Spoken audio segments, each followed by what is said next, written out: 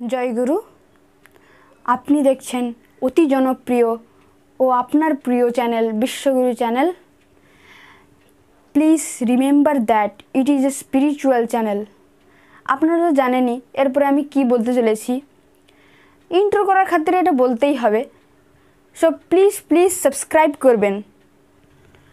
পরবর্তী ভিডিও পাওয়ার জন্য পাশে থাকা বেল আইকনটি প্রেস করবেন এবং প্রচুর শেয়ার করবেন। আপনারা খুব ভালো থাকবেন। আপনার এবং আপনার পরিবারের মঙ্গল প্রার্থনা করি পরম পিতার শ্রীচরণে। সাবস্ক্রাইব করতে ভুলবেন না। এবার আমাদের পরবর্তী নিবেদন। জয়গুরু, আপনাদের যথাস্থানে শ্রদ্ধা, ভক্তি ও প্রণাম জানিয়ে আমি একটু ডিস্টার্ব করছি। তার সঙ্গত কারণ আছে। এই কালীপদ রাহাদাদা তিনার অনেক কিছুই লেখা রয়েছে, যেমন আলোচনা পত্রিকায় লেখা ছিল, আমি এখানে ছবিও দিয়েছি, স্মৃতি জানে আমার জীবন। দীর্ঘদিন ধরে বইতে মানে আলোচনা পত্রিকায় বেরিয়েছে, যেটা আচার্যদেব শ্রী দাদার আশীর্বাদে তিনি লিখেছিলেন। আর তারপরে ফেলে আসা দিনগুলি একটি বই করেছেন। তো তিনি যা বলেছেন, এই তথ্য সমৃদ্ধ যে আজকের আলোচনা, এটা শেষ পর্যন্ত না শুনলে কিছুই বুঝতে পারবেন না, অজানা তথ্য বেরোবে না।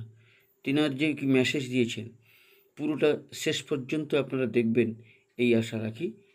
আর এখানে যেমন তিনি বলেছেন যে অনেকেই জানেন না, ঠাকুর তার দেহ রাখার 6 মাস আগের থেকেই রাহাদাকে ইঙ্গিত দিয়েছিলেন এবং সংসার কী করে শান্তি থাকে সে তুক তিনি দিয়েছেন এবং অপার দয়ার কথা বলেছেন।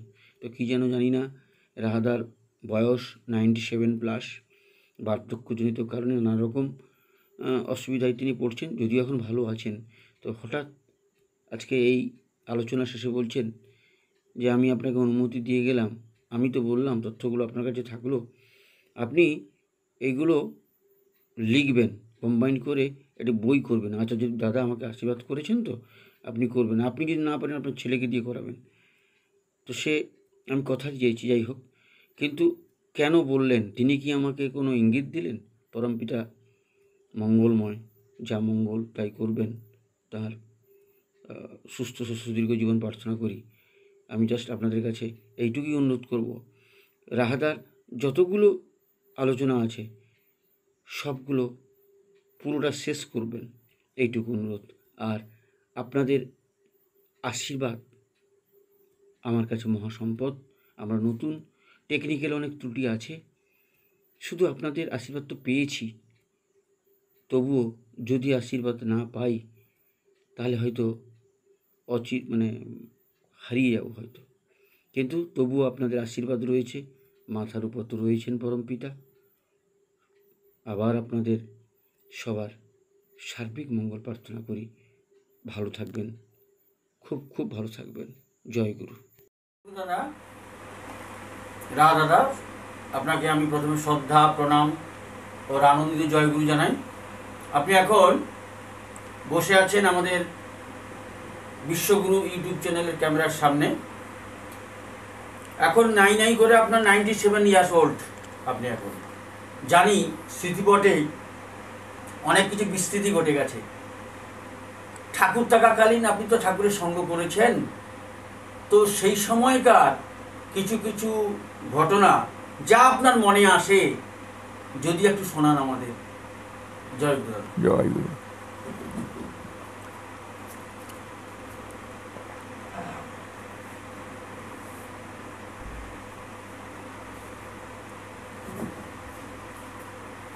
দেখুন,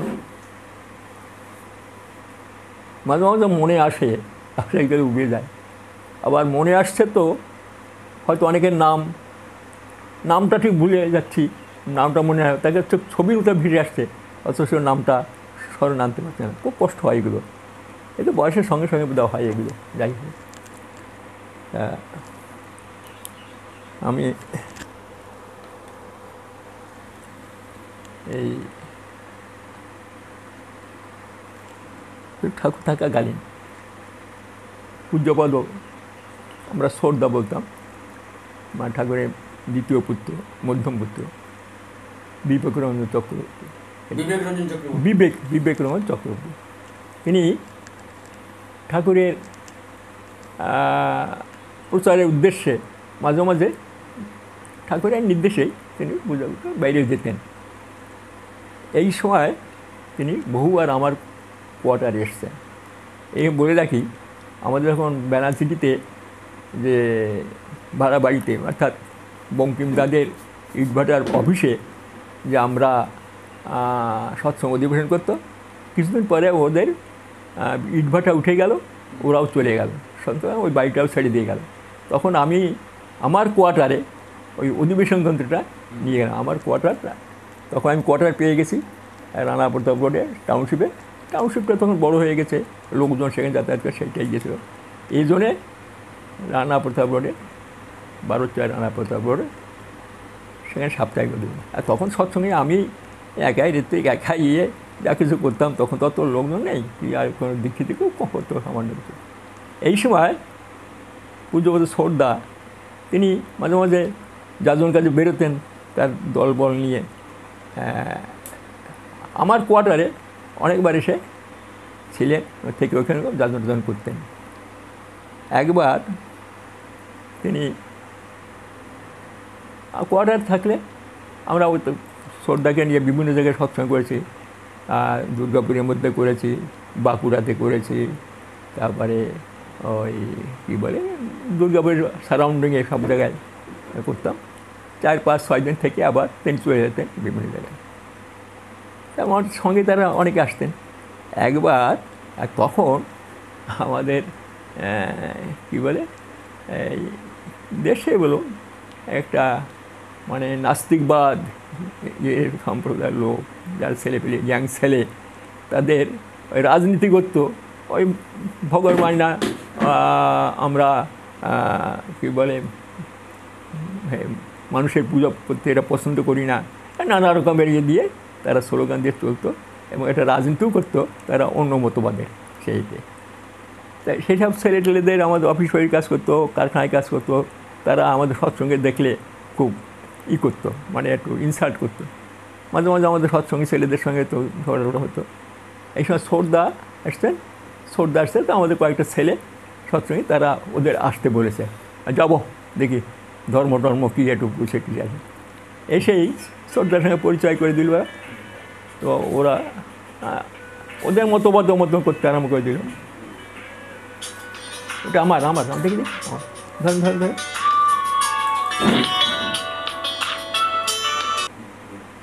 যাই একটু ডিস্টার্ব হলো। একটি মা দুর্গাপুরতে ফোন করছিলেন, তার পুত্রবধূ খুব অসুস্থ, খুব আর কি, তাকে নিয়ে করতেন। হ্যাঁ, আমাকে বলেন আপনি একটু যদি করেন, প্রার্থনা করেন, এই বললে শুনলেন তো সেইতে। যাই হোক, আমিও বললাম আমার মতন মনটা সুস্থ করেন। কারণ এখন তো ব্যাপার হচ্ছে প্রার্থনা করা ছাড়া আমরা কী করি? হ্যাঁ, ওই প্রার্থনা বিশ্বাস আছে মানুষের যে ঠাকুরের কাছে প্রার্থনা করলে সম্ভবত প্রার্থনার কথাই নেই, একক প্রার্থনা করে মঞ্জুর করেন। এই ঠাকুরের একটা কথা আছে, ঠাকুর নাকি একদম বলেছিলেন আমার শোনার কথা, যে একক প্রার্থনা করলে আমি সেটা শুনি, আর যখন সময়মতো বলে সব প্রার্থনা করে সবাই একবারে মিলে করে, তখন আমি সেটা মঞ্জুর করি। এটা শোনার কথা, এটা আমি শুনি। যাই হোক, সবারই এরকম একটা বিশ্বাস আছে। তাই আমাকে বলছে, শুনলেন তো যে উনি বললেন, ঠিক আছে আমরা করি, সবাই করবো, আপনি চিন্তা করবেন না সেতে। যাই হোক, যে বলছিলাম যে পরমপূজ্য শ্রদ্ধা যখন আসতেন তখন সঙ্গে লোকজন আসতেন। ছেলেগুলো এসে শ্রদ্ধাকে মানে নানা দিক থেকে ব্যস্ত করতে আরম্ভ করেছে। শ্রদ্ধা শুনছেন, আমরা বসে আছি। শ্রদ্ধার সঙ্গে আসছেন চক্রপাণি দাস। হ্যাঁ, তিনি আসামের একজন বড় সৎসঙ্গী বটে এবং আসামের হয়ে তিনি রাজনীতিও করতেন, এমপি ছিলেন সেন্ট্রাল গভর্নমেন্টে, খুব ভালো বক্তা ছিলেন, রাজনীতিও বড় নাম করা এবং ঠাকুরের কাজও খুব গিয়েছিলেন, ঠাকুরের খুব অত্যন্ত নিষ্ঠাবান কর্মী। তিনি সঙ্গে ছিলেন। তিনি তখন শ্রদ্ধাকে বলেন, বিশ্বনাথ মাফ করবেন, শ্রদ্ধা যদি আমাকে কিছু বলতে বলেন আমি হ্যাঁ বলেন, আপনি বলেন। সে রাজনীতিবিদ এখন আর মুখে তো করতে ওরা 4 জন ছেলে, খুব ছেলে, মানে তাদের কী বলে সেই মতবাদ, সেই করতে সব ঠান্ডা হয়ে গেল। 1 ঘন্টা পরে তখন বলছে আমরা বুঝলেন তো, হ্যাঁ বুঝলাম তো, তাহলে এবার আপনার দীক্ষা নেন। যে বলেছে সেই হ্যাঁ পরে নেবো কোন চিন্তা করেন না, সেটা পরে আসলো, এবার উঠে পড়ে চলে গেলো, আর আসলো না। তো ব্যাপারে কি সাধারণ লোক মানে এটা লক্ষ্য করে দেখবেন, সৎসঙ্গীরা যদি সৎসঙ্গী ঠাকুরের লিটারেচার বা সৎসঙ্গের নাম ধ্যান সাধন একটু করে, আর তখন যেই আসুক না, যে রকম আসুক না, যে ঠাকুর মানে মতবাদ নিয়ে আসুক, যে কথা বলে, কিন্তু কিছুক্ষণ পর তারা টিকতে পারে না। কারণ সৎসঙ্গীরা আর কিছু না, তারা কিন্তু ঠাকুরের মতবাদটা বলতে গেলে সব আটকে যাবে ইয়েতে। অনেক লক্ষ্য করে দেখেছি, যেন আমার আপনি ইডিওলজির কথা বলছেন, আইডিওলজির কথা বলছেন, হ্যাঁ ঠাকুরের যে ইডিওলজি, হ্যাঁ আমার অফিসে 2-3টে ছেলে দীক্ষিত ছিল, আর আমি ঋত্বিকটা জানি না, যেহেতু আমি একটু উপরে পোস্টে কাজ করতাম বলে আমার সঙ্গে ছেলেরাগুলো আসতো না, মানে যাই হোক আমার অন্তঃস্থন্ত কর্মচারী, তো ওরা সাহস করতো না, কিন্তু ওই ছেলেগুলোকে নিয়ে খুব টেট্টা করতে হতো। একদিন 4-5টা ছেলে ওরকম ওদের সঙ্গে বেঁধে গেছে, আর একটা ছেলে এসে বসে আছে তার সেকশানে, আর ছেলেগুলো খুব আরম্ভ করছে।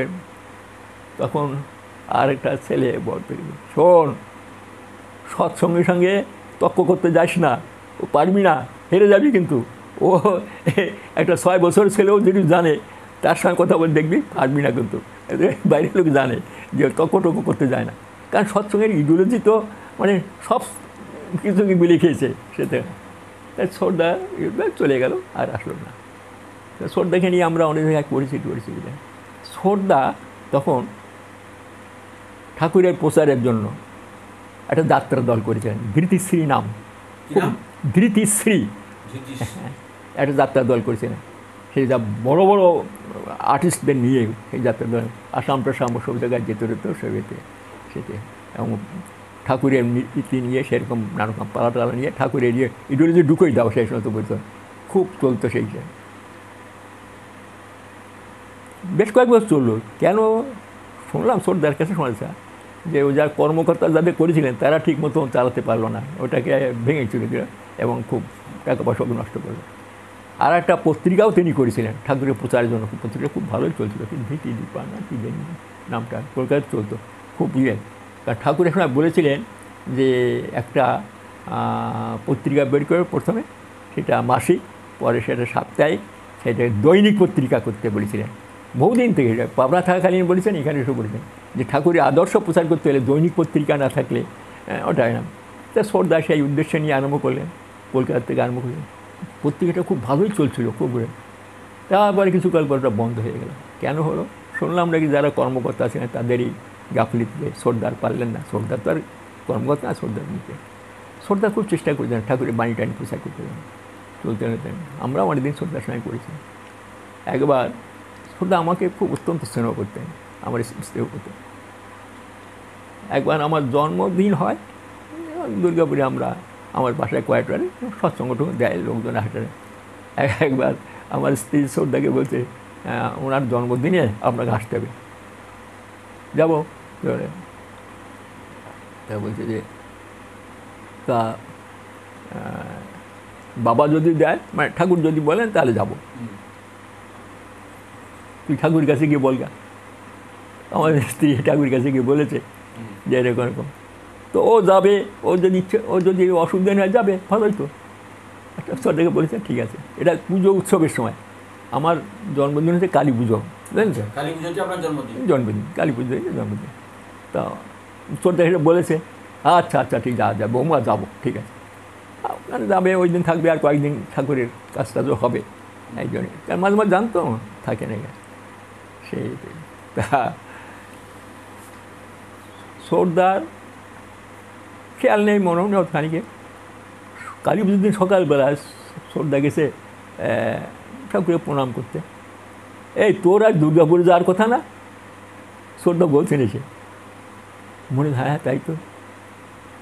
শ্রদ্ধা আসলেন, আমাদের বাসা আসলেন, সে ছিলেন। যাই হোক, পরবর্তীকালে জানি না কী কারণে শ্রদ্ধা মানে হয়তো কি জানি না কর্মকর্তাদের হয় কীভাবে তিনি আলাদা হয়ে গেলেন ঠাকুর তিরোধানের পরে, সেই ঠাকুরের তিরোধানের পর তিরোধানের পরে উনি আলাদা হয়ে যান। উনি আলাদা সমস্যা। কারণ উদ্দেশ্য হচ্ছে ঠাকুরের বাণী প্রচার করা যায়। এখন তার ছেলেরা আছেন করে টরে, ওরাও করে ঠাকুরের বাণীটাই প্রচার। যাই হোক, উদ্দেশ্য তো তা ছোট আমাকে খুব সঙ্গে আমার কোয়ার্টারে, মানে তখনকার দিনে যত বড় বড় কর্মীরা আমার কোয়ার্টারে পদপ্রাণ করেছিলেন। ঠাকুর পরিবারেও অনেকে, একসময় বড়দা, শ্রী বড়দাও একবার আমার, তিনি অবস্থান করেন নেই, তিনি আমার কোয়ার্টারে গেছেন বাইরে। এবং ঠাকুর পরিবারের অনেকেই আমার কোয়ার্টারে। আর ছোটা তো এখনো আছেন তো? কে? ছোটদা? না না, চলে গেছেন, মারা গেছেন, চলে গেছেন তো। বিবেক বিতান বলে আছে না? ওই তো বিবেক বিতান, ওই বাড়িটার নাম। তিনি তো দেহ 83 সাল না 83 সালে বোধ হয়। ছোটা তো অনেক বইও বের করেছেন। হ্যাঁ হ্যাঁ, ও তো চলে গেছে তো, তার বইটা, তার ছেলেরা এখন ওটা প্রতিদিন করে। যাই হোক, তা একবার রানীগঞ্জে, বুঝলেন, রানীগঞ্জ সৎসঙ্গী বাহিরা উৎসব করবেন, খুব করে চেষ্টা করে, বেশ করে। রানীগঞ্জ রেলওয়ে ইনস্টিটিউট হল আছে, সেই হলের ভিতর পাবলিক মিটিংটা ব্যবস্থা করেছে। আমাকে করলেন ওইখানে রানীগঞ্জের দাদারা, সেই নামগুলো ভুলে গেছি, সেই তিনি বললেন যে আপনি একদম ভালো নিয়ে আসবেন, বিশিষ্ট লোক যাকে প্রেসাইড করতে পারেন। আমি আমাদের কারখানার চিফ মেটালার্জিস্ট ডক্টর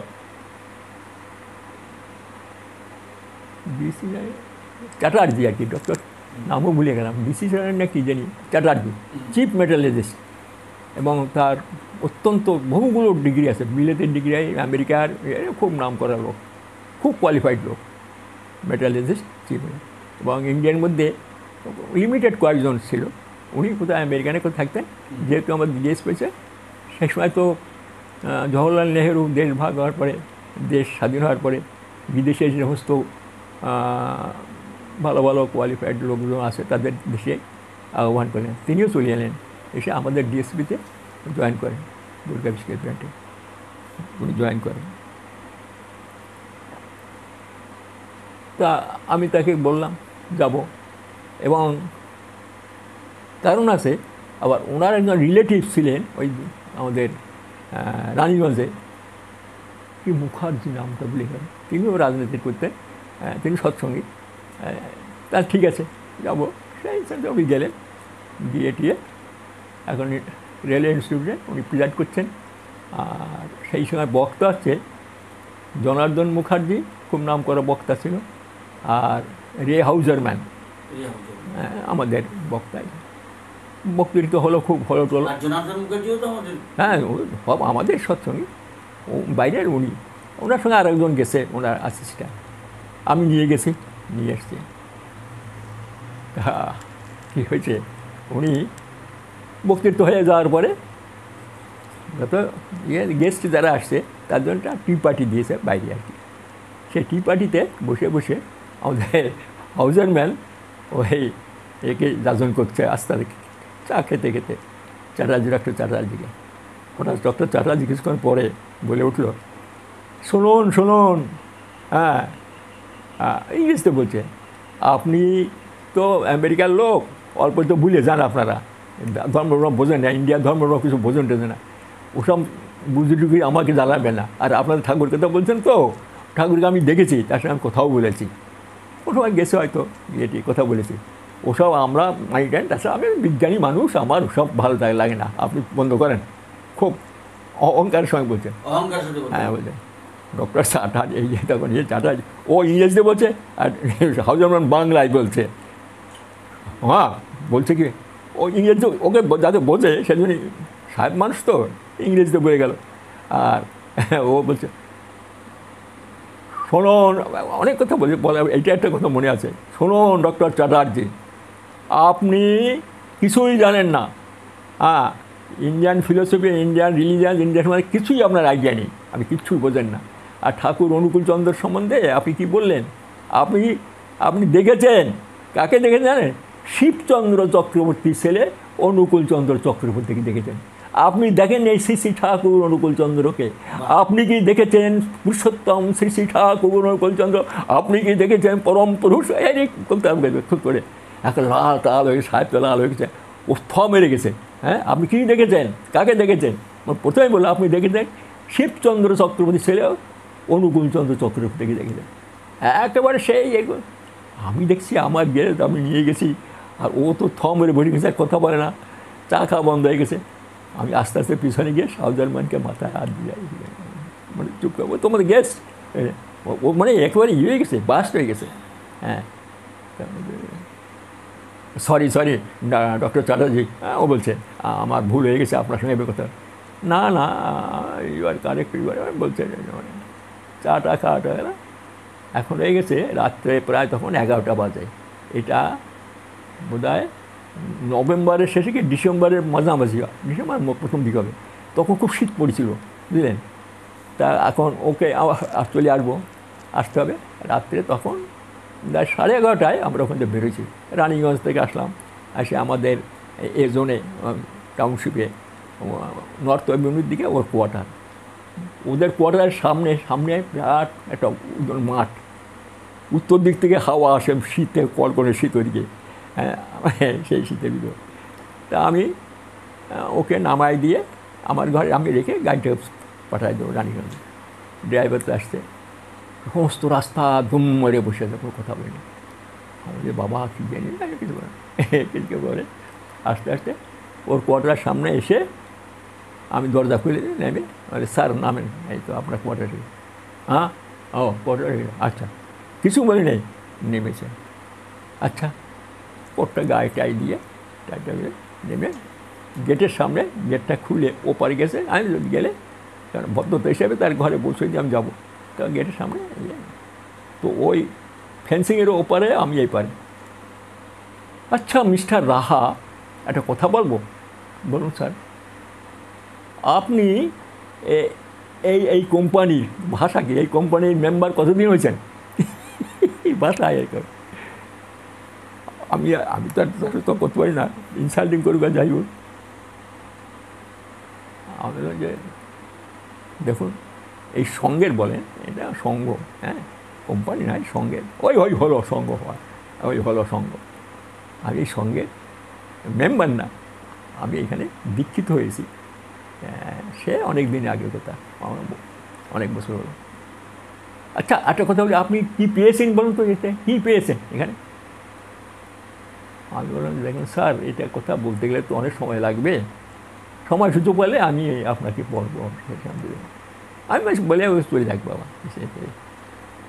না, আমি ভাবছি ওই সাহেবটা ওইভাবে যেভাবে আমার সঙ্গে কথা বললো, কি স্পিরিটেড, বাপরে বাপ, কী পেয়েছো ওর মধ্যে, কী পেয়েছে যে ও তো অত স্পিরিটেড কথা বললো। তাই আমি আপনাকে জানতে চাচ্ছি আপনি কি পেয়েছেন তা আপনার কাছে। আমি দেখছি এ তো খুব জানবার ইচ্ছা, তা কিন্তু আমি যে এখন রাত্রেবেলায় ওকে ওই বাড়িতে কোথায় বলবো। তো আমি বললাম যে স্যার একটু সময় লাগবে এসব জানতে, কী পেয়েছি সেতে। তা ওই বলে ভিতর দিয়ে যাচ্ছে, আমি ওর সঙ্গে যাচ্ছি। তখন ড্রাইভারকে ইশারা করলাম তুমি চলে যাও। আমি হেঁটে হেঁটে আমার কোয়ার্টার চলে, মানে ভিতরে কোয়ার্টার, মিনিট 15 রাস্তা আমার কোয়ার্টার। আস্তে আস্তে বারান্দায় গেছে, বারান্দায় ওদের কোয়ার্টারের বারান্দাটা ঢুকেছে, বাংলো, বড় বাংলো, সে ঢুকেছে। ঢুকে গিয়ে ওই বেল বাজার, কলিং বেল বাজার, তখন প্রায় 12:30 বাজে। ঘ্রাং ঘ্রাং একটা কুকুর আছে ভিতরে, ঘেউ ঘেউ হচ্ছে, 3-4বার বাজাবেন, আর কেউ সাদা শব্দ না, কুকুরটা ঘেউ ঘেউ করছে। সেইতে বাইরে সোফা টোফা কয়েকটা আছে বারান্দা, এসে বসে মিস্টার রাহা দেখুন, এই আমাদের সংসার শুরু হয়ে গেল, আমাদের সংসার। আমি একটা ধর্মসভায় গেছিলাম, সে বোধ তাদের নেই, জানো না, ভাবছে কোথাও ক্লাবে গিয়ে ফুর্তি টুর্তি করে রাত্রিবেলা আসতে। হ্যাঁ, ও বসছে, আমিও বসছি, দেখলাম যে এই হলো আমাদের সংসার, বুঝলেন তো। বাইরের জগতের লোক বুঝবে না আমাদের কী, আমরা তো ঠাটিয়ে বাটে থাকেই, আমরা কত বড় অফিসার, কত গিয়ে পারিবারিক জীবনটা দেখেন কী অবস্থা। জানেন বাইরে যে বলতে জানেন, এই আমার স্ত্রী, আমার ওয়াইফ, বুঝলেন, ওই দুটো মেয়ে আছে, ওই মেয়ে দুটোকেও শিখিয়ে দিয়েছে যাতে দরজা না করে। হ্যাঁ, বাড়ির চাকর বাকর শিখিয়ে দিয়ে সব কেউ দরজা করবে না। আমাকে অনেক রাত কেরিমে থাকতে এবার কিছুক্ষণ পরে ওই কোটটা, এত শীত আসছে, ওই কোটটা খুলে বুকের দিকে সবাই বসে, আর আমি ওই আমাদের জীবনটা জানি এরকম একটা ইয়ে। ও আমি যে ওর বাড়িতে এসে বসে আসি আসি, আমার কাছে কষ্ট হবে সে চিন্তা নেই, এখন ও তার নিজের মনের উগড়ে যাচ্ছে। স্যার আপনি এখানেই থাকবেন রাখতে পারেন, আমাদের অভ্যাস হয়ে গেছে, অনেক রাতে থাকি আমরা, ভাবছি ওখানে টিং টিং করে টোরে ফুর্তির করে থাকো করে, পরের দিন আবাদে আমরা অফিসে যাই, আমরা কত ষাটে পারি না, খুলি নেই ওরকম নাকি ইয়ে লাইফ, আমার অনেক রাতে কেটে যায় এই রাস্তায় এরকম, আমাদের কাটে এরকম। হ্যাঁ, অথবা বাইরে তো বোঝা যায় না। বড় অফিসার, বিরাট অফিসার, ওরে বাবা, চিফ মেট্রোলজিস্ট, মেট্রোলজিস্টের চিফ, যত কারখানার জিনিসপত্র। হ্যাঁ হ্যাঁ, দুর্গাপুর প্ল্যান্ট, ওরে বাবা, তখনকার দিনে কি নাম করা প্ল্যান্ট ওদের, সেই চিফ মেট্রোলজিস্ট, মানে ও সমস্ত জিনিসপত্র এগুলো সব ওরা পরিকাটি করে।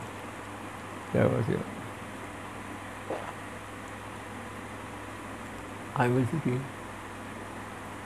স্যার একটা কথা বলবো, দেখেন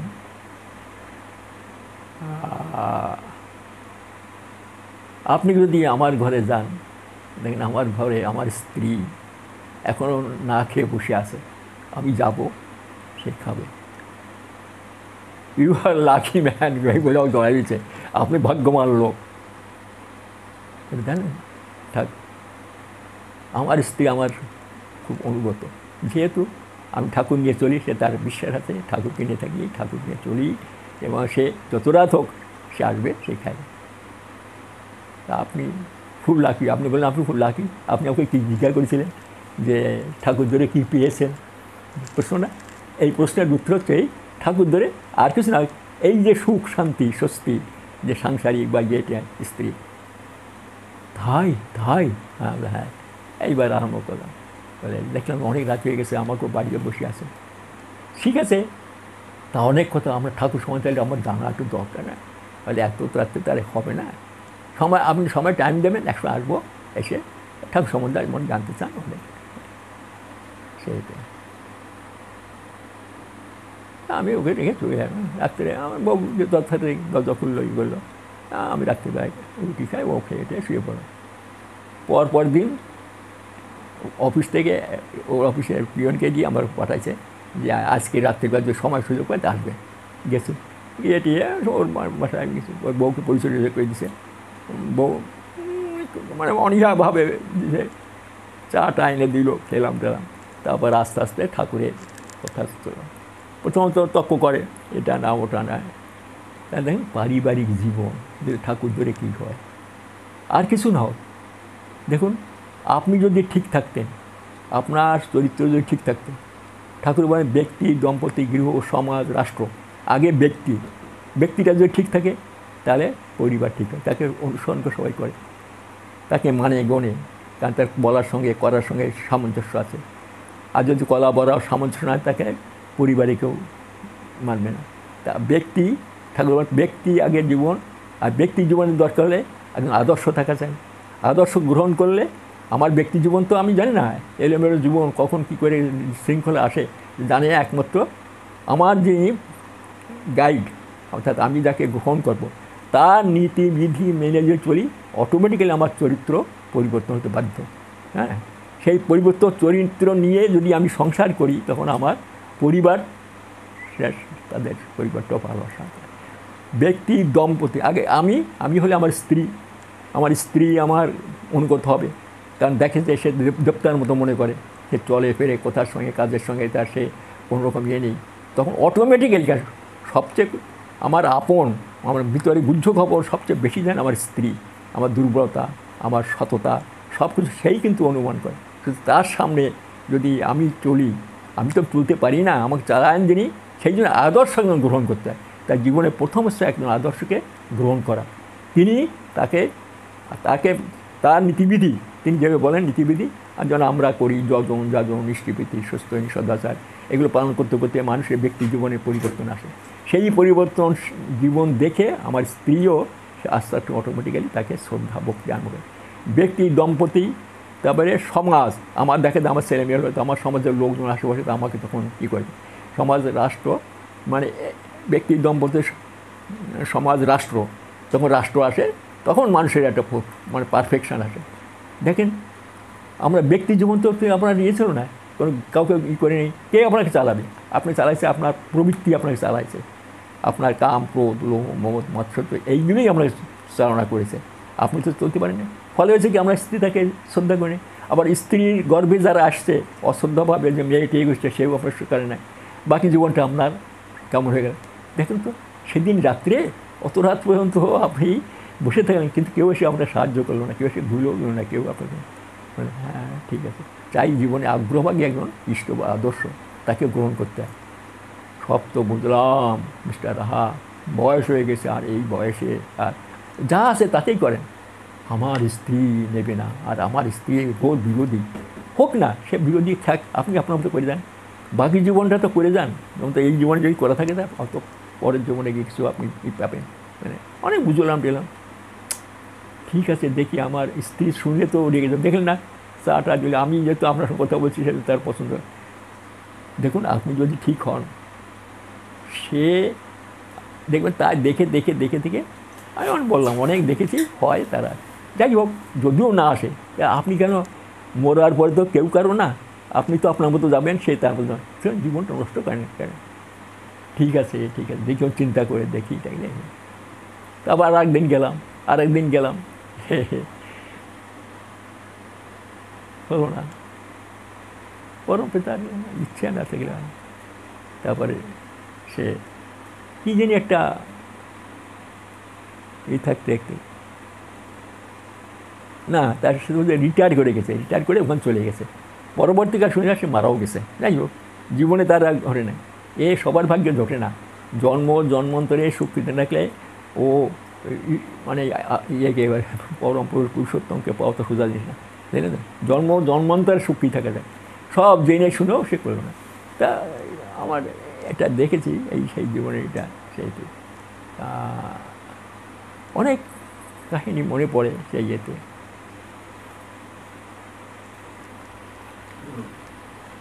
আমি তখন অফিসে কাজে খুব রেসপন্সিবল পোস্টে কাজ করতাম। তা আশ্রমে ঠাকুরের খুব ইচ্ছা যে যারা ইয়ে পাস করে আছে তাদের এমএ পাস করার ট্রাই করছেন, এমএ পাস করে এমন ডক্টর হওয়ার ট্রাই করে, সবাইকে ডেকে ডেকে বলছে। এই যে ননী চক্রবর্তী ছিলেন, তিনিও রেবদ্র মোহন বিশ্বাস, মণিলাল চক্রবর্তী, আরও অনেকেই তখন সবাইকে বলছে পাস কর ইয়ে। তা আমি আমাকে ডক্টর রেবদ্র বিশ্বাস, দাদা ঠাকুরের ইচ্ছা আপনিও দিয়ে দেন পরীক্ষাটা, এমএ পরীক্ষাটা দিয়ে দেন। আমার এত কাজের মধ্যে তখন তো মনে পড়ো ঠাকুর বলি না টেনে লম্বা করা যায়, হ্যাঁ দেবো পরীক্ষা দেবো। হ্যাঁ তখন অফিসের খুব রেসপন্সিবল কাজ, কারণ আমার ডিপার্টমেন্টে সব তো কনস্ট্রাকশন ডিপার্টমেন্টে কাজ করতাম, তো মানে প্রায় 200-250 ইঞ্জিনিয়ার। আর তো জানেন তো কনস্ট্রাকশন ইঞ্জিনিয়ার মানে চোরের ডেপো, যত চোর ধার যত রকমের অডিট ফডিট আসে, আর সেগুলো বিভিন্ন রকমের যত চুরি চামারি করে রে, আর অডিটের রিপোর্ট আসে সেইগুলোকেও আমাদের অফিস থেকে তৈরি করে দিতে হয়, সেই রিপোর্টটা যাতেই হয়। এ বহুবার করেছি ওদের করার জন্য। চুরি করবে তারা, আর সেই চোরকে সাহায্য করতে হতো আমাদের মানে অফিসের থেকে। তা অফিস ছেলেগুলো বলতো যে কী উপায় নেই, যেহেতু আমরা অফিসে কাজ করি সেই ইয়েতে। তা এই সময় হলো কি মাঝে মাঝে আমাকে খুব করতে হয়,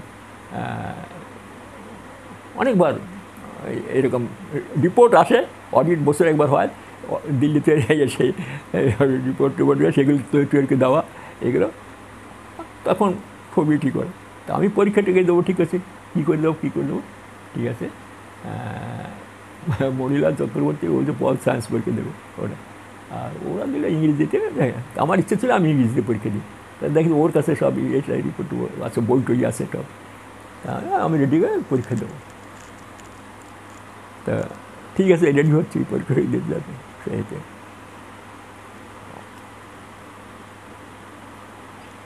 একদিন ঠাকুরের কাছে বললাম, ভালো আমি রেডি হচ্ছি এতে, কিন্তু এই সময় আমি অফিসেও কাজ করি, নোট ফোটে যাই, এর থেকে নিয়ে টিয়ে যাই, এর কাছ থেকে নিয়ে। কিন্তু আমার স্ত্রী আমাকে খুব হেল্প করেছে, আমার যত নোট ফটো তৈরি করে দিত, আর আমি অফিসে অফ টাইমে ওই বসে পড়তাম, তৈরি করতাম। ও কিন্তু সব রেডি করে দিত, আমি দেখাই দিতাম এই কেন আমার লেখাপড়ার দিকটা খুব ইয়ে ছিল, নিজে দেয় নেই করতো, ও সব তৈরি করে দিত, সমস্ত রেডি করে লিখে টিখে দিত কাগজে কাগজে করে, কারণ ঘরে একা থাকতো তো বসে বসে তৈরি করতে হবে। আর পরের দিন আমার ব্যাগের মধ্যে দিয়ে দিত, আমি অফিসে বসে করতাম। তারপরে তো আবার সৎসঙ্গে যেতে হয়, যেতে হয়, আর সময় নেই। আর অফিস তো আসতে কোনো দেরি হতো, কারণ ওসব অডিট ফটিয়ে উত্তর করতে হয় সেইতে। তা এই সময় আমি পড়াশোনায় ব্যস্ত, আর ওই অফিসের কাজে ব্যস্ত। একদিন হয়েছে কি, ওই 68 সাল মার্চ মাসটা সাল, আমি একবার সৎসঙ্গ করছি, একটা মানে আমার ডিএসপি দুর্গা বিশ্ববিদ্যালয়ের ড্রাইভার বিহারি, বসন্ত সিং তার নাম। তা সে পাশে মত খায় ঠায় খেয়ে টেয়ে দেখছি বাসের ঘরে সৎসঙ্গ হচ্ছে, ওই শুনে শুনে ও বলছে আমি দেখা লেব, মানে ওই মদ খেয়ে এসে গেছে। তারপরে কিছুক্ষণ পরে পাশের লোকটা বলছে দিয়ে দেন, দীক্ষা দিয়ে দেন, পাশের ঘরে মদ খেয়ে মাতলামি করে, তা দেন, দীক্ষা দিলাম। দীক্ষা দেওয়ার পর ওর একটু বোনটা কেমন হলো, আমি ঠাকুর দর্শনে যাবো, আমি ঠিক আছে পরে যাবো, আমি তো ব্যস্ত আছি, আমি যখন যাবো তো আমার সঙ্গে যাবো। তো ও দীক্ষা নিয়ে সবসময় মদটা ছাড়ার ইচ্ছা হয়, আবার এদিকে হয়, এইরকম করতে করতে একদিন কেউকে না বলে, বাড়ি কেউ জানে না, না বলে ও দেওঘরে চলে গেছে। দেওঘরে গিয়ে সেখানে গিয়ে, আর ও ছোটোকাল থেকে একটা পাগলামি টেন্ডেন্সি আছে, যখন গরমকালটা হয়, গরম টরম পরে মাথা খারাপ হয়ে যায়, তখন করতে হয় না, কিন্তু এই সাবস্ক্রাইব করে ওই ডিএসপিতে চাকরি করে, বুঝলেন, মাথা খারাপ হয়ে যায়, আবার মাঝে মাঝে ভালো হয়। হ্যাঁ, তা এই সময় যখন মাথা একটু খারাপ হয়ে গেছে, দেখে টেকে আমার মাথাটা, তো ও ঠাকুর বাড়ি গেছে, ঠাকুর বাড়ি আমি সঙ্গে বলছি, ঠাকুর বাড়ি গিয়ে ঠাকুর পার্লারে বসে আছেন, একজন না দুজন সামনে বসে, ও বাইরের থেকে বন্দে পুরুষোত্তম করতে করতে ওই গেটের থেকে ঢুকে গিয়ে ঠাকুরের সামনে পাও জড়ায় ধরতে গেছে। হ্যাঁ, পাও জড়ায় গেছে, বুঝতে পারে লোকে, খাঁচাখুন্ডা লোক, একেবারে ইসের মতন চেহারা, চোখগুলো লাল একেবারে। ওরা ভাবছে বোধহয় ঠাকুরকে বোধহয় মারতে আসছে এই লোকটা, আর ওকে জাবড়ায় ধরছে, আর এই জাবড়ায় ধরছে, আর সে তার গা শক্তি সব করে ছুড়িয়ে মেরে ঠাকুর গেছে। তখন অনেক লোকজন এসে ওকে ধরে বেঁধে নিয়ে আম গাছের সঙ্গে জড়ায়ে পিটেছে, পিটিয়ে টিটে তারপরে জল ঢালছে ওর গায়ে, সে লোক সব খবর পেয়ে গেছে। আর ঠাকুর বলছে এই মারিস না, মারিস না, এই মারিস না, মারিস না, ও কী করিস তোরা, কী করিস? ঠাকুরের যে অবস্থা অন্তর্জানি তিনি জানেন, ও যে আমার পাগল না, ও যে আমার সন্তান, আমাকে পাওয়া ধরতে এসে। তার কথা কি, বড় খোকাকে ডাক, বড় খোকাকে ডাক। তো বড়দা বাড়িতে আসে, আবার তা এসে ওকে সে কী করেছে, খুলে দে জিজ্ঞাসা। তখন ওর মাথাটা একটু শান্ত হয়েছে, তা বলছে যে আমি দুর্গাপুরে ডিএসপিতে কাজ করি, এরকম। ঠিক আছে, তোমার কাছে সব ফোনটা কী হয়েছে, বসাটা প্রার্থনার সময় হয়ে গেছে, তো চলো আগে প্রার্থনা করি, প্রার্থনা করে আমার কথা শুনবো। ঠাকুরের ইসের সামনে, পার্লার সামনে সবাই প্রার্থনা নিচে বসে, বড়দা বসছেন, সবার পিছনে বসছে। ওর একটু লজ্জাবোধ হয়েছে, ও সবার পিছনে বসছে। হ্যাঁ, ও তো প্রার্থনা করে না, জানে না ভালো দীক্ষা দিচ্ছে। প্রার্থনা করতে ওর মনটা তখন বলে আমি কী করলাম, এরে বাবা আমি কী করলাম, লোকে কী ভাববে, আমি বোধহয় ইয়ে হয়েছে। হ্যাঁ, আর সবাই তাকায় দেখছে ওই লোকটা। তা সবাই তো সামনে ঠাকুর বসে, সবার পিছনে বসে আছে। ওর মনের ভিতরটা কেমন ক্ষেত জমছে।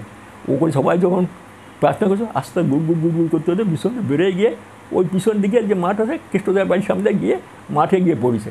এসব সন্ধ্যা হয়ে গেছে, মাঠে পড়ে দৌড়তে আরম্ভ করছে।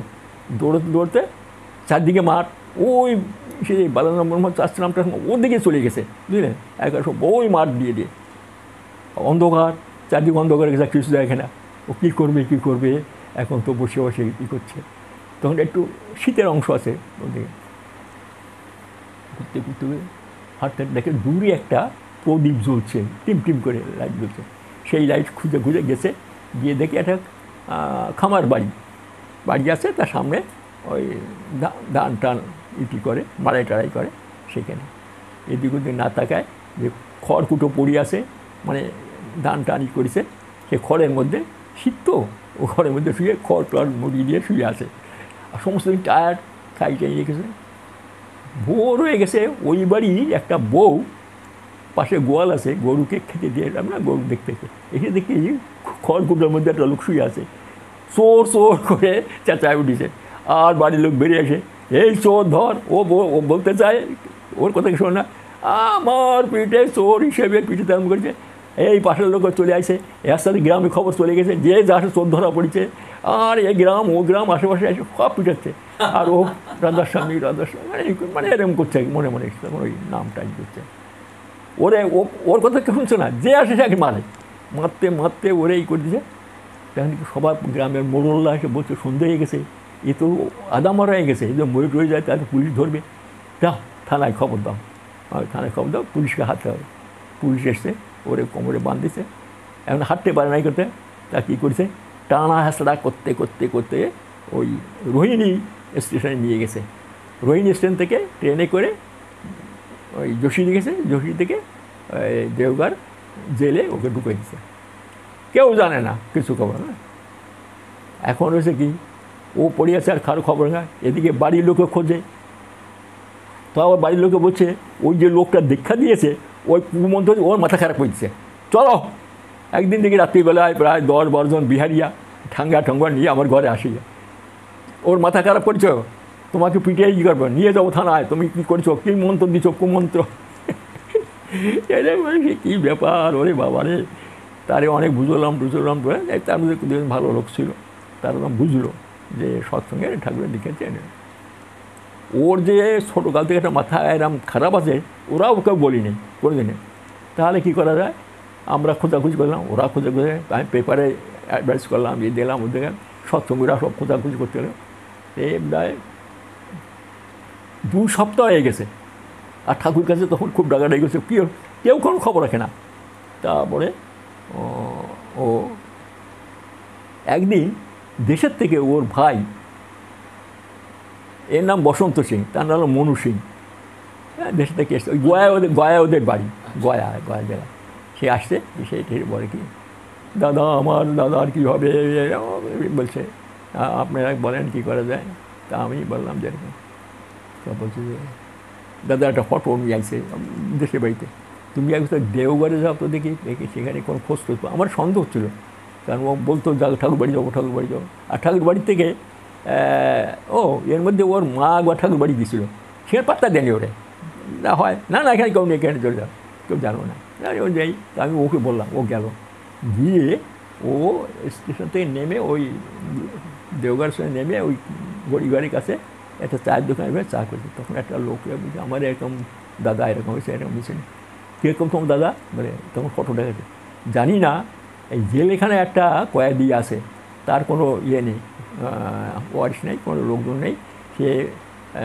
মানে অনেক দিন ধরে পড়ে আছে এবং তার অবস্থা খুব খারাপ হাত পাগুলো সব গ্যাঙ্গিনি হয়ে গেছে মেডিটেট দিচ্ছে তো ডাক্তাররা দেখে টেকে ওই কোনো মাথাটা কোথায় বলে সে ওবার ওই উকিলের করে কী বলে টন্ডিগিরি করে লেখালেখাই করে প্রায় উকিলি চলো তো হ্যাঁ মহুরি তা সে ওকে সঙ্গে নিয়ে গেছে তার জেলারকে বলেছে ওই টাকা না দিলে হয় না 2 টাকা দিচ্ছে দিয়ে ও দাদাকে দেখেছি ও দাদা মাথাটা ব্যান্ডেজ করা হাতে ব্যান্ডেজ করা পায়ে ব্যান্ডেজ করা দুজনকে ধরে নিয়ে যাইছে মনু আমাদের বাসা করে ও দাদা ও কাঁদছে ও করছে তখন জেলার বলছে শোনো ইমিডিয়েট ওকে এখান থেকে বেরকে নিয়ে যাও বুঝলে নাহলে কিন্তু ও মরে যাবে এখানে থাকলে মরবে ও করছে সেই রাত্রে চলে গিয়ে আমার বাসায় গিয়ে কাঁদছে দাদা খোঁজ পাওয়া গেছে এরকম তাহলে কী করা যায় তাহলে চলো কাল সকালে চলে যাবো আমিও যাবো আমার এক গুরু ভাই আমার খুব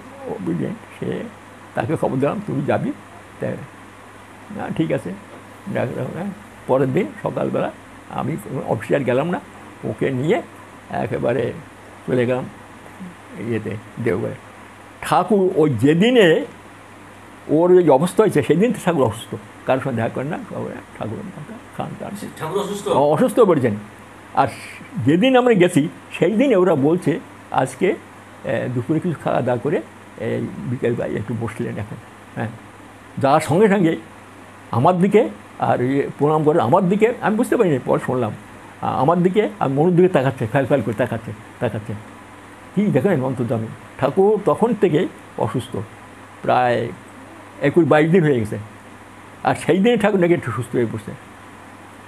ঠাকুরকে বললাম না কী করা যায় এখন, এই কথা ঠাকুর বলে বরদা আসছেন, বরদাকে বলার সঙ্গে সঙ্গে ও তাহলে সেই লোকটা, আচ্ছা তাই কাজ কর, আমাকে বললে যে ওখানে যে জেলের কাজ দেখে যে আছে তার সঙ্গে দেখা কর।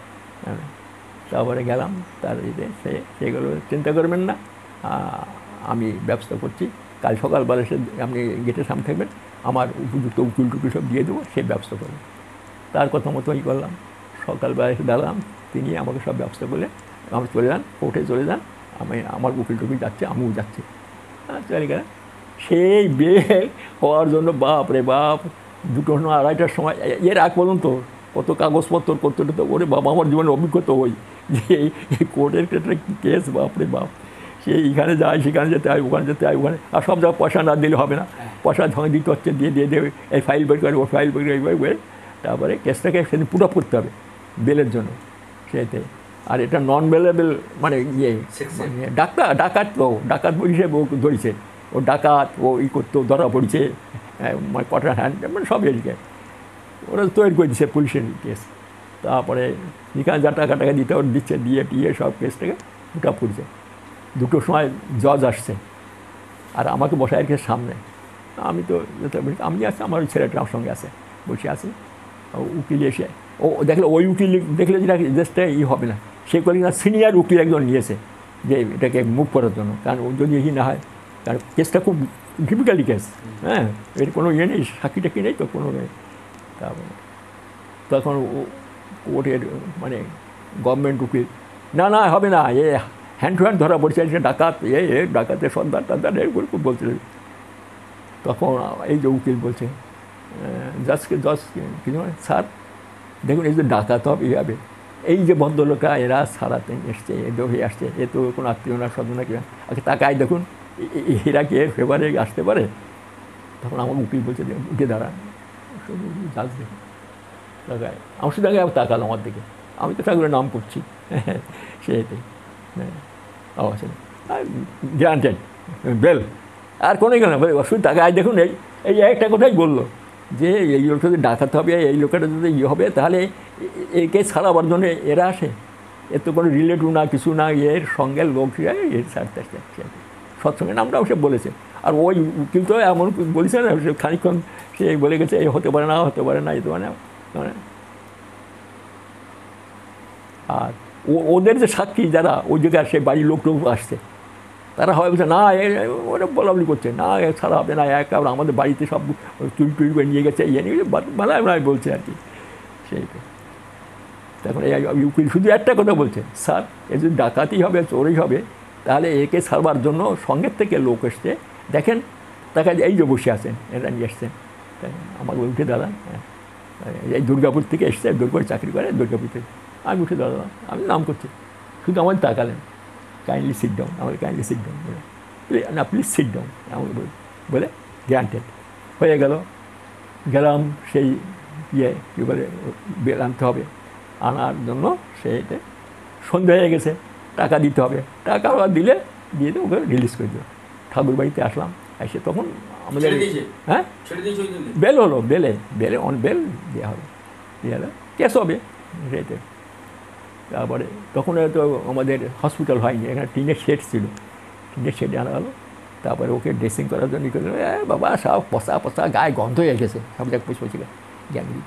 ডাক্তার এসে বললো ইমিডিয়েট এখানে তো বড়ো ডাক্তারখানে নিয়ে যাও, এইখানে থেকে মরে পচে যাবে, সব গ্যাংরি হয়ে গেছে তো সব। রাত্রিবেলায় ওকে ওখানে রাখলাম, মনুকে রাখে, আমি আমার ওই যেখানে থাকি আমার শ্বশুর বাড়িতে সেখানে চলে গেলাম। যার সঙ্গে আনন্দবাজারে খেতে দিলাম, বাপরে বাপরে এক বালতি খিচুড়ি খেয়ে ফেলবে আনন্দবাজার। বলে কি মনু সিং বলছে, দাদা এই আজ কতদিন পরে খেলাম, আমার আর কিছু হবে না, আমি ভালো হয়ে যাবো, এই ঠাকুরের প্রসাদ খেয়েছি। ওরে ভিতরে আত্মবিশ্বাস এত না, দারুণ আত্মবিশ্বাস, এই ঠাকুরের প্রসাদ খান, আমার আর কিছু হবে না। আমি তো ঠিক আছে বাবা, তোমাদেরকে তো নিয়ে। পরের দিন ডাক্তার এসে বলে তখন আমি আমাদের যে করছিল তাহলে কী করা যায়, বলে ওকে তো এইখানে রাখতে হবে, ও দুর্গাপুর নেওয়া যায় না, কী করে ওখানে পাঠানো হবে। তখন বলছে ঠিক আছে দাঁড়ান আমি আসি। খুব না বলে খতমের ইয়ে তো সেদিন ছিল আবার রবিবার, সেই পুলিশের দারোগার বাড়ি গেছে, সেই এসডিওর কাছে গেছে, ওই ইয়ের কাছে পারমিশন কোর্টের থেকে, সেই প্রায় 2 ঘন্টা পরে আমাকে নিয়ে সব জায়গায় গিয়ে আমাকে দেখায় দেখছে এর আগে যে ইমিডিয়েট না হলে বাঁচবে না, ও ওখানে বড় হাসপাতাল আছে, ওই হাসপাতালে বাঁচবে। এটা আমাকে সব কিছু গ্যারান্টি নিতে হলো, সব জায়গায় সই করলাম, যদি কিছু হয়ে যায় তাহলে আমাকে আমি সব জায়গায় সই করে এসে গেলাম। এইবার ঠাকুর তখন ছটপট করছেন। আমি বললাম যে ঠাকুর সামনে হয়নি। ঠাকুরের অবস্থা দেখে আমি আমার যারা ছিল ইমিডিয়েট এখান থেকে ওকে সরাতে হবে, নাহলে ঠাকুর ছটপট করবেন। হ্যাঁ, মানে ঠাকুরের না অন্তর্যামী, আর তাছাড়া এত তো তার শিষ্য, তার ওইসব মানে কষ্ট হচ্ছে। পরের দিন 8টা লোকজন ছিল, 2-1 লোককে দিয়ে আমার দুর্গাপুর স্টিল প্ল্যান্টের যে বড়ো হাসপাতাল তাকে সেখানে ভর্তি হয়ে যায়। আমাকে থাকতে হলো, সব জায়গায় থেকে আবার সই করে নিয়ে টিয়ে কাগজ দিল, যাতে আপনি বিপদে না পড়েন যদি কিছু হয়ে যায়। তার জন্য আমার সেভ করার জন্য পুলিশ স্টেশন থেকে সব রেকর্ড করে দিল, সার্টিফিকেট করে দিল, সব দিয়ে আপনি এর কাছে রাখবেন, আপনি বলে বিপদে পড়তে পারেন তো। যাই হোক, নিয়ে হয়ে যাওয়ার পরে ঠাকুর সকালবেলা মানে দুপুরবেলা খেয়ে সবেমাত্র বসছেন। এইবার ঠাকুর কিন্তু খানিকটা সুস্থ হয়েছেন, ও চলে গেছে তো আগের দিন, পরের দিন হয়ে যায় ঠাকুর অনুমতি দিয়ে লীলা দেখেন। ঠাকুর এখন আজকে একটু অনেকটা সুস্থ, একটু পেট ভরে খেলেন বেশ আনন্দ করে খেয়ে হয়তো বসছেন। এইবার আমাকে যেতে হবে আবার ফিরে, 1:30টায় ট্রেন, হ্যাঁ আমার 1:30টার সময় ট্রেন, 12টা বেজে গেছে। ঠাকুর এরকম বসছেন খেতে, আমি ঠাকুর খেয়েছে, আমার ওই কাগজপত্রগুলো হাতে মোড়া আছে, হ্যাঁ মোড়া আছে। ঠাকুরকে এই করে আমি হাতে নিয়ে ঠাকুর প্রণাম করে যাব। এখন ভাবছি যদি এই কাগজ ঠাকুর যদি দেখেন আর জিজ্ঞাগুলো মিথ্যা কথা বলতে পারবো না, ঠাকুরকে জানানো হবে না এরকম সবার গিয়ে। তা আমি হাতে নিয়ে এই পিছন রেখে ঠাকুর প্রণাম করে, বাবা আজকে যাবো এরকম। ঠাকুর তাকালেন একবার বা হাতের দিকে, জিজ্ঞাসা করেন নেই যে কী আছে, ঠাকুর আমাদের তাকায় আছেন, তামাক খাচ্ছেন হলটা। কিছু পরে আস্তে আস্তে মাথাটা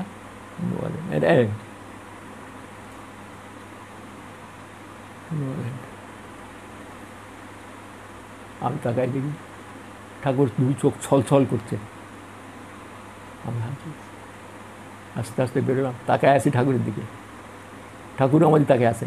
বাইরে আসলাম, বাইরে ওই আমাদের সেক্রেটারি জ্ঞানটা বলছে, কালীবদা তাড়াতাড়ি আসলাম, ট্রেনের টাইম হয়ে গেছে, বাইরে জিপ বসে আছে, আপনার জিপ গাড়ি রাখিছে, যে আমি চলে যাবো বলে।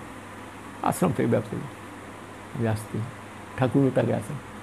এখন যেখানে ওই নাট মন্দির আর নিবৃত্ত বিবাস, ওর মাঝখানে, ওর তো নাট মন্দির তখন ছিল না, ও একটা গোল একটা তবে ছিল, আর নিবৃত্তের পাশে একটা বেল গাছ ছিল, ওই বেল গাছের মধ্যে দিয়ে সুপ্রা সরিয়ে দিয়ে ওই দিক দিয়ে বেরিয়ে আমরা চলে যেতাম।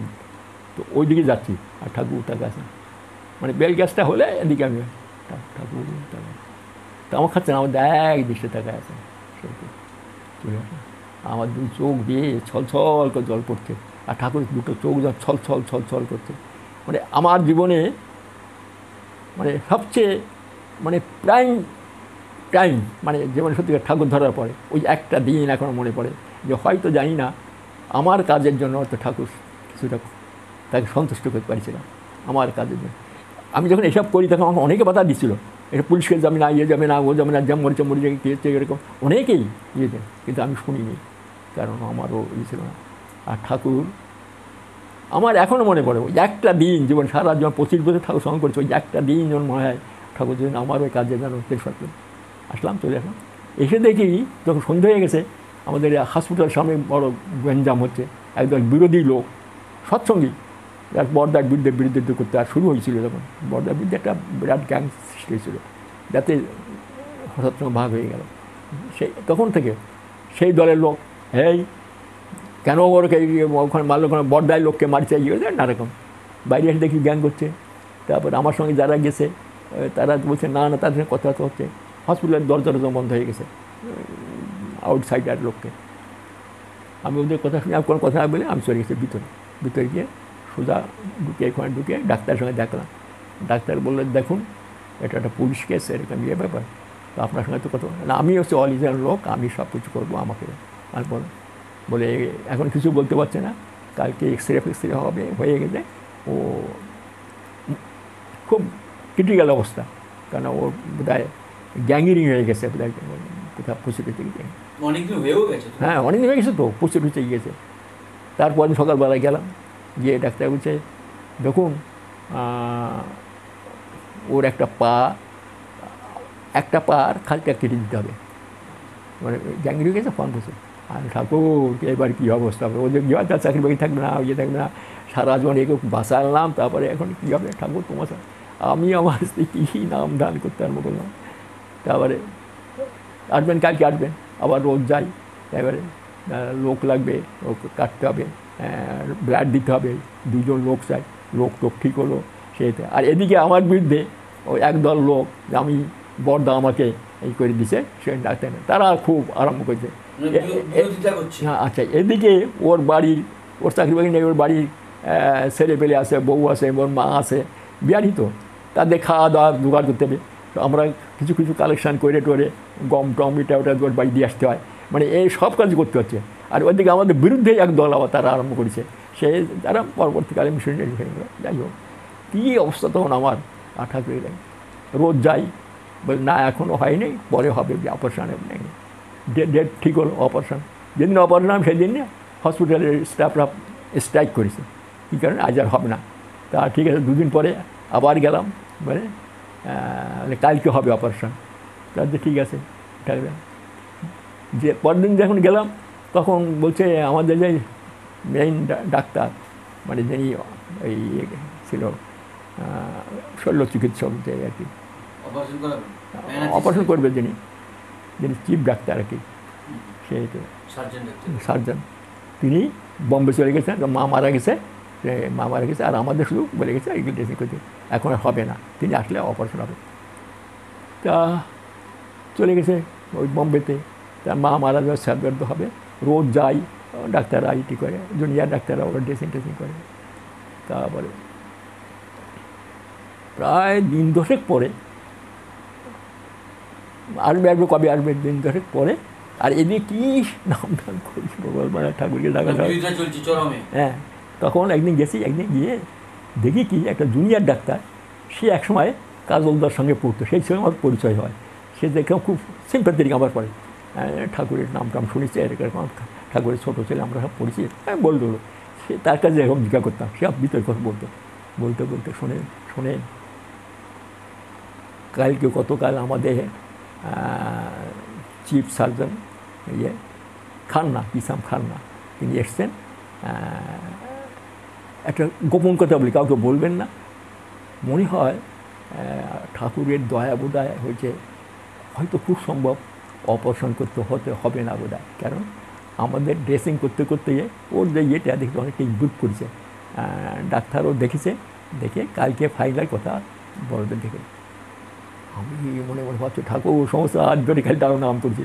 পরের দিন গেছি, দেখে তখন ওই ডক্টর খান্না আমাকে ডেকে বলছে না আপাতত ওকে কী করতাম না, আমার জুনিয়র ডাক্তাররা ওটার সাইডে থেকে ভোটপত্র দিয়ে ওটাই ওই জায়গাটা একটু হয়ে গেছে, মানে অ্যাব্রেকপ হয়ে গেছে, আঙ্গুলগুলো অ্যাব্রেকপ হয়ে গেছে, তাদের ক্ষতি নেই, ও কাজ করতে পারে, কোনো অসুবিধা নেই, পাটাগুলো এখন ঠিক হয়ে গেছে। এই সময় উৎসব আরম্ভ হয়ে গেছে, পয়লা বৈশাখের উৎসব। আর রোজ বড়দা বললেন তুমি যাচ্ছ যে কিন্তু রেগুলার আমাকে একটা করে চিঠি লিখবা, রোজ একটা চিঠি দিয়ে সেদিন গেছি আমি, আমার স্ত্রী। উৎসব আরম্ভ হয়ে গেছে, ঠাকুরকে কী বলবো, বড়দাকে গিয়ে সব বললাম, বড়দা ধাপ তার দয়া তার, কালকে সকালবেলায় ঠাকুরের নিবেদন করবি পয়লা। ঠিক আছে, আমি লোক বলে দেবো, তুই ফাঁকা দিয়ে ঠাকুরকে বললে, ঠাকুরকে বললাম যে আপনার অপার করুণা, অপার দেশে তার না, সে আমার সুস্থ হবে, তাহলে আর মাসখানেক থাকতে হবে, ভালো। ঠাকুর শুধু তাকালেন আমার দিকে, একজন ভালো, ঠাকুর ভালো, প্রণাম করে চলে আসলাম। 2 মাস পরে ওর হয়ে গেল, এবং তারপরে ও কেসটা উইথড্র হয়ে গেল। হ্যাঁ, হওয়াটা পরম পিতার এমন খেলা দেখেন, ওর মাথা রেগুলার যেহেতু ওই যে পড়লো না, আর কোনোদিন মাথা তার খারাপ হয়নি। বছরে একবার করে মাথা খারাপ হতো, মানে খুবই হতো, আর কোনোদিন হয় না, ভালো হয়ে গেল বসন্ত সিং। পরে বড় নাম করা সৎসঙ্গ হয়েছিল, মারা গেছে। হ্যাঁ, তার বড় ছেলে হ্যাঁ টেকনিক্যাল ইস্যুতে পাস টাস করে, ওই ITI নাকি একটু পাস টাস করে ওই ইয়েতে চিত্তরঞ্জনে এখন বোধ হয় খুব বড়ো পোস্টের কাছে ইঞ্জিনিয়ার, বড়ো পোস্টে বলে। অন্য ছেলেগুলো লেখাপড়া ভালো ইয়ে হলো, তারা ও মারা গেছে, ওখানে বাড়ি গেছে। দেখেন ঠাকুরের কি করুণা, সব তার খেলা, হ্যাঁ সব তার খেলা। এগুলো আমরা জীবনে দেখেন সেই সময়, এই সময় যে কথা বলছিলাম, আমাকে MA পরীক্ষা দেওয়ার জন্য বলা হচ্ছে। তা আমি একদিন ঠাকুরকে জুলাই মাসে কনফারেন্স, 68 সালে জুলাই মাসে কনফারেন্সে আমি ঠাকুরকে, আমাকে বলছে ঠাকুর তোমার অসুস্থ, কাউকে ঢুকতে দেয় না কেউ। আমাকে ডক্টর দেখছেন, আপনি ঠাকুরকে কি বলেন, দেখেন ঠাকুর খুশি হবেন, আমি পরীক্ষা দেবেন তো। হ্যাঁ, তা আমি ঢুকলে আমাকে নিষেধ করতো না, যে গেটে আছে দেখি। ঠাকুরকে বললাম, ঠাকুর কী পরীক্ষা দিবি? আমি MA পরীক্ষা দিবি। যে কিসে? আমি বললাম পল সায়েন্স। কখন পরীক্ষা? মানে সামনের বছরে, মানে 69 জানুয়ারি মাসের শেষের দিকে। ঠাকুর তো আমার খাচ্ছে না, এটা বসে জানুয়ারি মাসের শেষে, মানে কত তারিখে? আমি তারিখ তো জানি না, লাস্টের দিকে। ঠাকুর হাঁ আমার দিয়ে নেই উপর মাথা, কিছু বুঝলাম না। আমি হাতটা দৌড়কে বসে আছি, হ্যাঁ না কিছু করছে না। আর কী ব্যাপার, বেশ অনেক হয় কিছু। ঠাকুর মানে কোনো অন্যদিকে মন করে এখন মাথার আস্তে আস্তে মাথা নোয়ালে। আমি প্রণাম করতে রেবদিদা মনে হয় ঠাকুর ইচ্ছা নাই পরীক্ষা দিয়ে। না না ওটা না, ঠাকুর অন্য দিলে ছিলেন আপনার, ও ঠিক আছে বলে দিলে ঠিক আছে। এটা জুলাই মাসের কনফারেন্স। দেখেন ঠাকুর তারপরের বছর 69 জানুয়ারি মাসে 26 তারিখে তিনি দেহ রাখেন। কত আগের থেকে, 6 মাস আগের থেকে তিনি আমাকে ইনডাইরেক্ট বলে দিলেন। আমাকে বলে বারবার জিজ্ঞাসা, কত তারিখ বলো, কত তারিখে তুই পরীক্ষা, কত তারিখে? আমার পরীক্ষা 30 তারিখে আরম্ভ হলো। মানে দেখেন 6 মাস আগে ঠাকুর কেমন ইঙ্গিত, আমি কিছু বুঝতে পারিনি, কেউ বুঝতে পারিনি। সবাইকে এইভাবে ইঙ্গিত দিয়েছেন, যাদের পুরুষোত্তম পরম পুরুষোত্তম আসেন, তখন যখন আসেন যাওয়ার সময় কিন্তু অনেক ইঙ্গিত তিনি দেন। সেইতে না, এরা জানে যে কখন যেতে হবে, কী যেতে হবে, সবই জানে। যেমন ভগবান বুদ্ধ, তিনি যখন ওই বেরোয় যাচ্ছেন, আনন্দ তার শিষ্য, একমাত্র আনন্দ সঙ্গে ছিল, সেই এর বাড়িতে খেয়ে টেয়ে যা শুকরের মাংস খেয়ে তার আমাশা হয়েছিল। সেই আমাশাকে 3 মাস ভুগেছিলেন। ভুগতে এক বনের মধ্যে যাচ্ছেন, রাত হয়ে গেছে, জল খাবো বলছে। তো আনন্দ জল এনে বলছে এটাকে পূর্ণিমা। হ্যাঁ, এটা কী পূর্ণিমা রে? এটা মাঘ মাসের পূর্ণিমা। বৈশাখ মাসে পূর্ণিমার কয় মাস আছে রে? তো বলছে 34 বৈশাখ। এখন তো উনি ওই যে বৈশাখ মাসে পূর্ণিমায় যাবেন আগের থেকে দিয়ে দিলেন। হ্যাঁ, এইসব সব সবাইকে সব রকমের ইঙ্গিত দিয়েছেন। আমি হয়তো এই ইঙ্গিতটা বুঝতে পারিনি ঠাকুরে। দেখেন হ্যাঁ, এই সময় সৎসঙ্গের ভিতরটা খুব চলছিল। ওই যে বললাম না কিছু, মানে তাদের হ্যাঁ বিরুদ্ধে, মানে বড়দের বিরুদ্ধে হোক, সৎসঙ্গের কর্মকর্তাদের বিরুদ্ধে হোক, একদল লোক তারা চাইছে এইভাবে সৎসঙ্গের মুভমেন্ট এভাবে চালানো যাবে না। চালাতে হলে তারা অন্যরকম ফর্মুলা দিয়েছে, এইভাবে চালাতে হবে, এইভাবে চালায় তাড়াতাড়ি যাবে। কিন্তু এই সৎসঙ্গের যারা কর্মকর্তা তারা বলছেন না, ঠাকুর এইভাবে আছে। এই নিয়ে গণ্ডগোল হতে যে আমরা দ্রুত চালাবো করে, এবং দেখা গেল যে সেই বছর 68 পুজো উৎসব অক্টোবরে হলো, খুব বৃষ্টি হয়েছিল। সেই অক্টোবরের মধ্যে ওরা কিন্তু কয়েকজন লোক মিলে একটা আলাদা সংস্থা করলো, সৎসঙ্গ মিশনারি বলে একটা সৎসঙ্গ করলো, রেজিস্ট্রি করলো মানে যে আমরা তোমাদের সঙ্গে না আলাদা থেকে আমরা ঠাকুরের কাজ করবো, দ্রুত করার জন্য ওদের ফর্মুলা অনুসারে। তা করে এখন ঠাকুরকে তারা জানায় টাইনি। এখন তারা বইও বের করলো, দুর্গাপুরের একটা বই, তাতে ঠাকুরের ছবিটা দিয়ে পুজো উৎসব সব বৃষ্টি হয়েছিল, বৃষ্টি পরের দিন ওই গেটের কাছে ওই বইটা বিক্রি করছিল মাসিক পত্রিকা। সেই পত্রিকা নিয়েই গণ্ডগোল, যে একদল লোক কেন তারা আলাদা করবে, কী করবে, আমরা করছি এই করতে করতে ভীষণ গণ্ডগোল।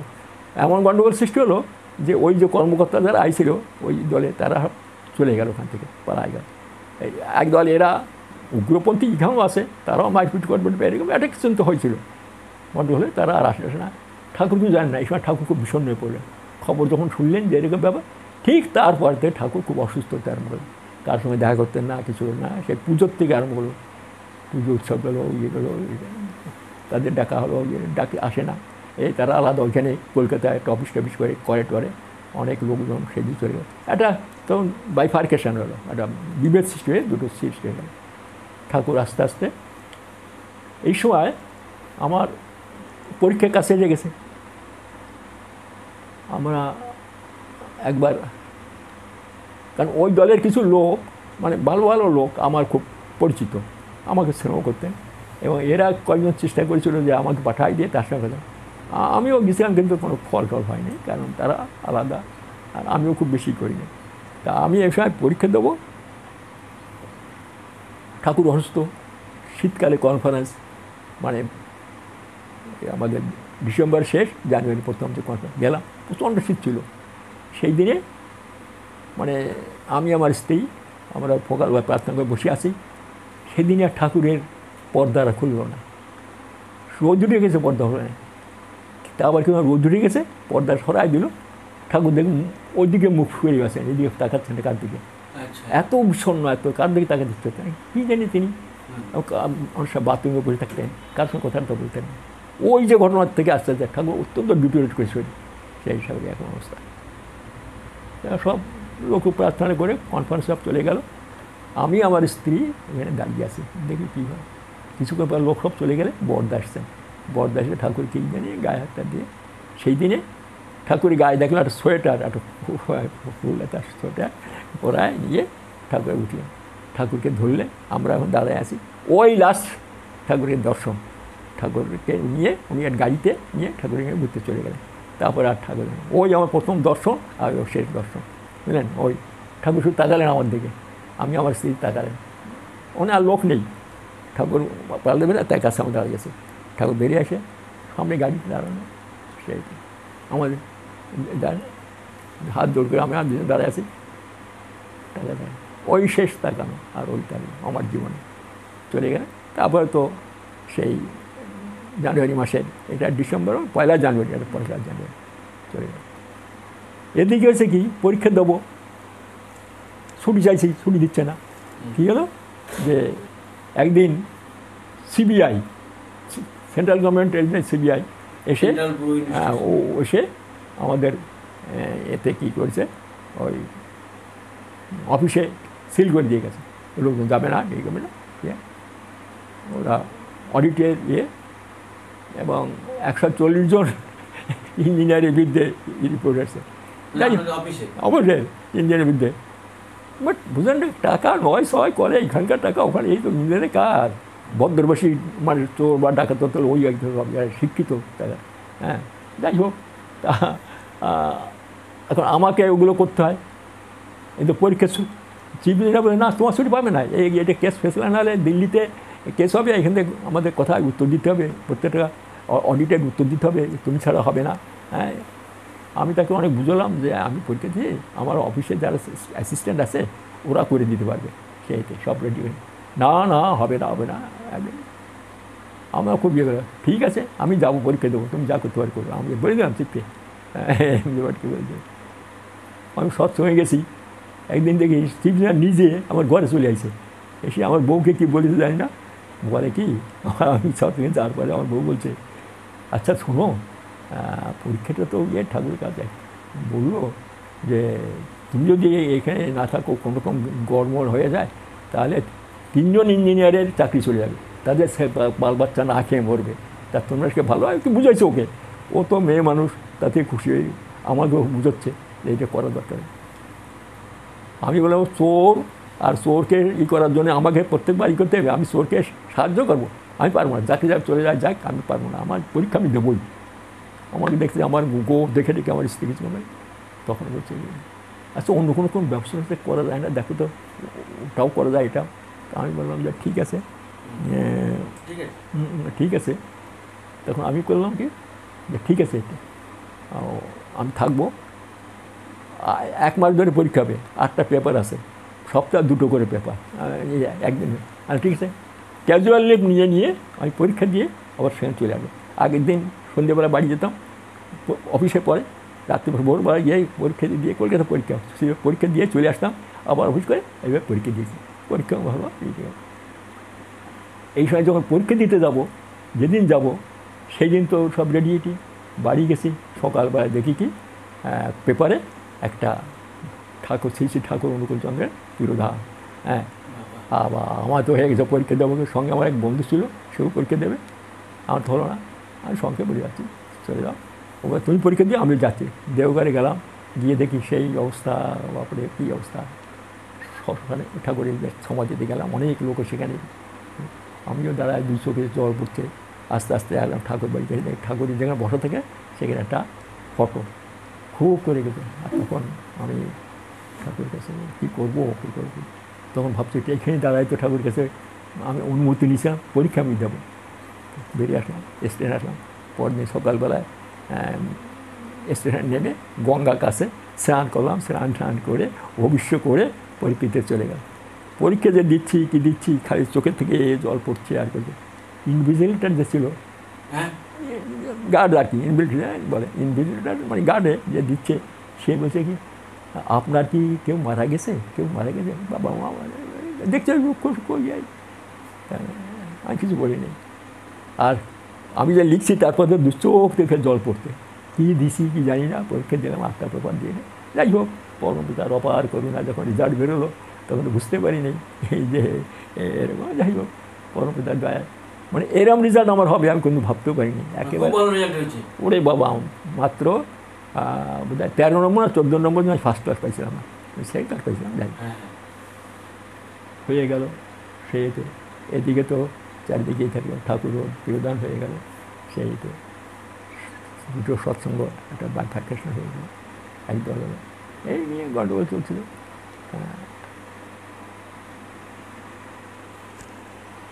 আমি এখানে থাক আজকে।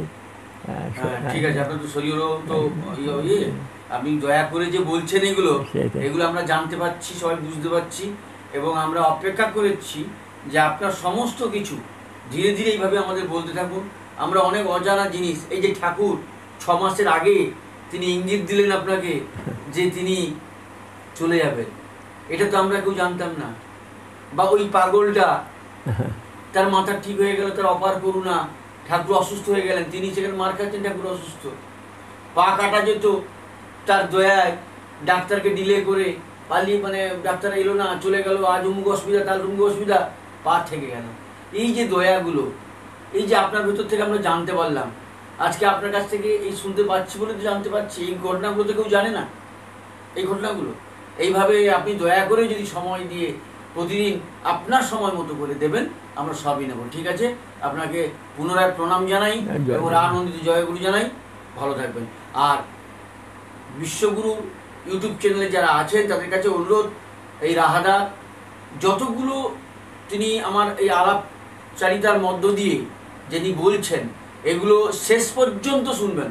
হয়তো বিভিন্ন রকম শ্রোতা আছে, কোন শ্রোতা প্রথমে একটু অন্যরকম চায়, হয়তো রাহাদা তার মতো করে বলছেন, প্রথমে হয়তো ইন্টারেস্টিং নেই, কিন্তু শেষের দিকে যে ভরা তথ্য, মানে নারকেলের ভেতরে যেমন শ্বাস থাকে উপরে, সেই তথ্যগুলো যদি আপনারা পুরো শেষ পর্যন্ত না শোনেন, তাহলে কিন্তু আসল মজা পাবেন না।